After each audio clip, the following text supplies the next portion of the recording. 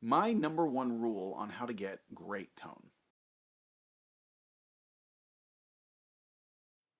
What's up, everyone? I'm Jack Fossett. Welcome to the channel, and thank you for tuning in to Real Guitar Talk, the series where I talk about guitar in a very real way.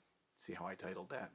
Today, I want to talk about the most important rule to me on how to get great tone. Obviously, the focus of my channel a lot is on how to get good tone, and even if I'm doing a product review or something, that's kind of the angle that I like to take is, hey, it sounds best, or you can use it for this if you dial it in this way, or if you use it this way. And there's one kind of pervasive thing that I've noticed really plagues a lot of guitar players when they're trying to get good tone.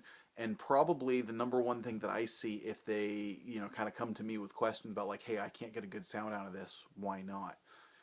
And I need to remind myself to follow this rule also, because there have been plenty of times where I've struggled getting good tone out of certain types of gear, and sometimes I just have to stop myself and be like, okay, what's the problem? Listen to it, figure it out. The number one rule for me on how to get great tone is use your ears and not your expectations. So what does that mean? What that means is you need to live in reality and not what you think reality should be, basically. When you're listening to something, you need to actually like analyze it and say, okay, something's wrong with this sound. First, when you say use your ears, not your expectations. But gear isn't always going to sound good just because you think it should in a certain way.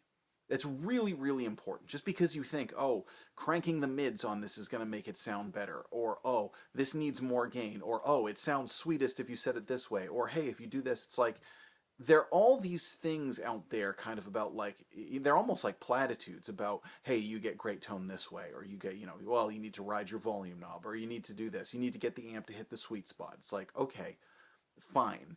Those should only ever be guides. They should not be steadfast rules. When you get down to the sort of cold meat of it, you need to be able to use your ears, listen to it, and analyze it. And if something's wrong, you need to identify what's wrong and then approach the way to fix it. Now, I want to talk about the Blues Junior, because that's been like the perfect amalgamation of this rule for me. The Fender Blues Junior is one of those classic ones that I think people just think it's supposed to sound good a certain way, and it frequently doesn't. Now, I actually did a whole video on this, but for instance, one of the things that I found about it was that it always sounded a little boxy, and there were certain ways you can get it to not sound boxy. It still sounds pretty good this way, but for me, it was always like it still was lacking something. Now, a common rule that people say is you need mid-range, right? Because mid-range is where a guitar lives. That's where it cuts through. That's what separates it from other instruments. That's what stands out apart from the bass or apart from this or that. And the people who scoop mids, well, they're metal players. They're not me, right? And even in the metal world, the whole scoop the mids thing is kind of like hotly contested.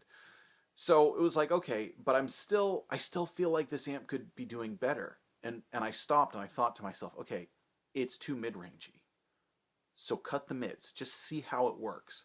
So I cut the mids down to almost zero, and it sounded the best it had ever sounded. Now, when I posted that video, I even got a lot of comments. Well, don't cut the mids. It'll never work in a real life setting. But again, you have to use your ears. See, the thing is the Blues Junior is an extremely mid-rangey amp. So by cutting the mids, you are actually getting back to a place where it sounded more akin to other amps.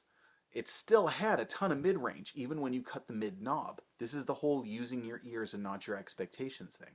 So I was cutting excessive mid-range, not the mid-range that you need. Now, one of the first times I had to use this rule was actually at a live gig using a Marshall DSL-40, the older version, not the current CR. It was just the DSL-40. And with that one, I found that when I was playing live with a Telecaster, I had to have the treble and the presence both all the way off. And I really felt like, is something wrong? Am I doing something wrong? Is something wrong with my amplifier? And it turns out no. But I was actually looking back, at the time I was inexperienced enough and kind of naive enough and really honestly not confident enough to feel like, hey, this is how you get the tone. But it was something that I kind of just did secretly and didn't want to tell anyone about because I felt like, oh, I'm screwing this up here. But the reality was, no, that was a way to get great tone. I've done this with one of my Supro amps, my Royal Reverb. It always sounded a little too fat and woofy to me, but I had the bass up too high, and eventually I just had to be like, Jack, turn the bass down on the amp. It's going to sound better. And then, hey, sure enough, it sounded great as soon as I did that. So I have to remind myself to do this too, because like we have these things, you know, it's just like, okay, well, I can't turn the mid knob all the way off. I mean, that would be like stupid. It's like, yes, you can. Yes, you can, if that's where it sounds the best. Well, I can't turn the bass down too far because then it'll get thinner. It's like, stop thinking like that. Turn it to where it sounds good. Don't turn it to where you think it should sound good or where you feel like it's supposed to be right. Now, please let us know in the comments, is there any gear that you have where you've had this experience where you had to set it at a zany way in order to get the good tone? Now, a lot of gear, there's a lot of great gear out there where you really don't have to. You know, there's a lot of gear where, you know, you set it to fairly average normal settings and it sounds great. You know, it's like I have another Supro amp where it's the Black Magic where, you know, I put the tone at about half and it sounds really good.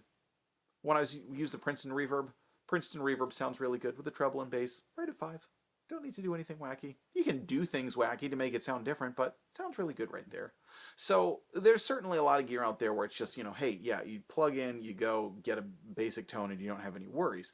But there's a lot of other gear where you either don't have that luxury, or even kind of conversely, looking at it positively, you can say, okay, well, you can get really cool different tones if you try it this way. So the one that comes to mind there is the Vox AC30. That's one where, yeah, it sounds, you know, at the top boost channel, it sounds pretty good at different settings on the EQ, but if you turn the EQ all the way off, you get this crazy mid spike and it sounds like this kind of vintage amplifier. And so it's like there's a case where knowing a zany trick can give you a different tone that's really cool, even though it still sounds good at other settings. But let us know in the comments, what type of gear do you use that you've had this sort of experience with? And do you agree with that rule? Do you think the most important thing is basically to live in objective reality? That's pretty hard to argue with, isn't it? Come on.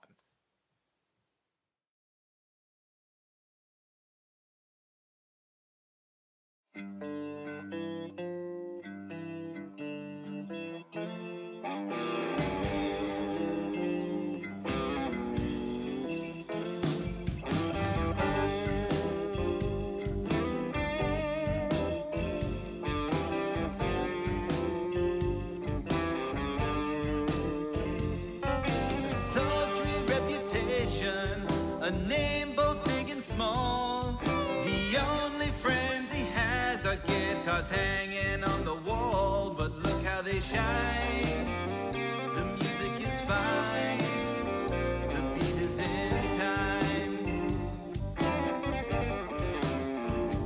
And that minty look and smell, it tells him everything will be alright.